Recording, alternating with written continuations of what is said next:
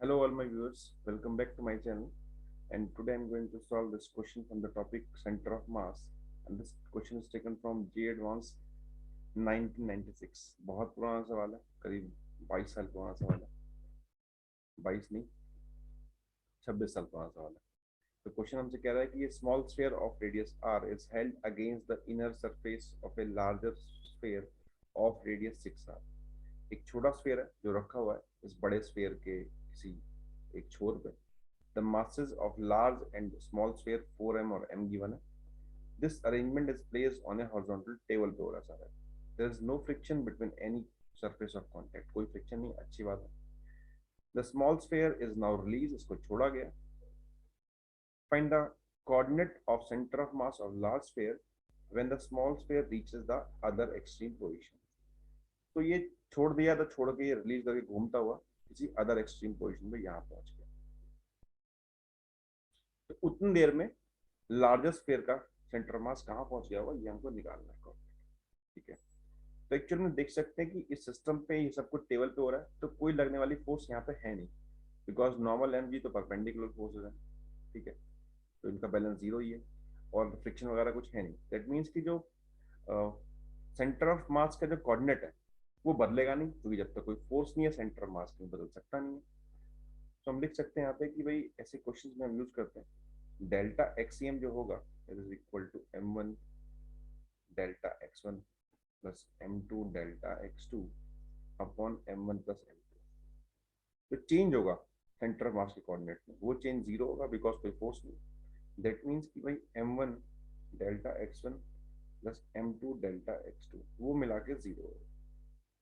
तो ये कॉन्सेप्ट काफी इंपॉर्टेंट है, इससे बहुत सारे सवाल सॉल्व हो जाते हैं कि जब भी कोई फोर्स नहीं होती सेंटर ऑफ मास का कोऑर्डिनेट बदलता नहीं है तो जीरो हो जाता है चेंज.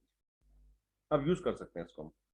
सो मान लेते हैं कि भाई ये जो बॉल था वो यहाँ से मूव कर गया. टोटल डिस्टेंस कितना है इसका यहाँ से सेंटर का, वो है ये आर है ये डिस्टेंस, और टोटल रेडियस है 6 आर. तो ये डिस्टेंस जो था इसका ये वाला दिस वाज 5 आर.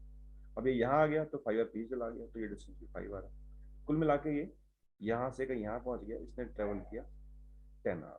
लेकिन अगर ये पीछे की तरफ आया है और सिस्टम को सेंटर ऑफ मास वहीं रखना है, दैट मीन्स कि जो ये बड़ा वाला है उसको थोड़ा सा आगे मूव करना पड़ेगा इस तरफ.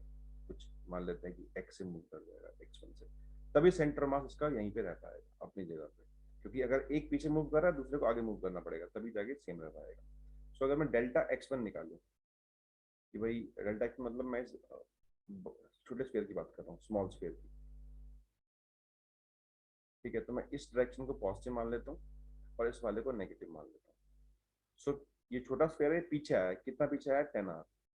लेकिन ये बैठा हुआ है एक बड़े स्फीयर के ऊपर जो आगे भी जा रहा है x1 से. सो कुल मिला के देखें तो बड़ा स्फीयर भी आगे पहुंच गया थोड़ा सा. ठीक है. तो ये पीछे आया 10 आर, ये बड़ा स्फीयर आगे गया x1. तो नेट जो इसका डिस्प्लेसमेंट हो जाएगा that is equal to 10 are minus x1 with respect to ground. ये सब विद रिस्पेक्ट टू ग्राउंड है. 10 आर ये पीछे आया, ये बड़ा स्फीयर आगे चला गया x1 से हमने मान लिया. सो नेट इसका डिस्प्लेसमेंट हो जाएगा 10 आर माइनस x1 बिकॉज हमने ये कन्वेंशन दे रखी है. सिमिलरली अगर मैं x2 का देखूं बड़े स्फीयर का लार्ज का, तो उसका हो जाएगा ये x1 नेगेटिव में बिकॉज वो पीछे की तरफ जा रहा है, हमने इसको नेगेटिव मान रखा है. इसको पुट कर लेते हैं. इसका मास है m, this is 10 are minus x1 plus 4m into x2 negative में. So x2 will be equal to 2r. तो ये हम आसानी से निकाल सकते हैं. इसके लिए हम जनरल फॉर्मूला भी लिखते हैं कि भाई x2 निकालना है जिसको भी, तो m डेल्टा x1 देखो अपॉन m1 प्लस m2 कर दो. इससे भी आया था निकल के. जैसे इसका मास m था, डिस्प्लेसमेंट था 10r upon m plus 4m equal to 2r. तो ये एक शॉर्टकट की तरह होता है कि आप सिंपली डिस्प्लेसमेंट लिखो, यहाँ लिखो with respect to body. Body के रिस्पेक्ट में 10r मूव किया इसने, तो इस तरीके से निकाल सकते हैं. तो इसका आंसर मिल जाएगा. This is all about this question. Thanks for watching.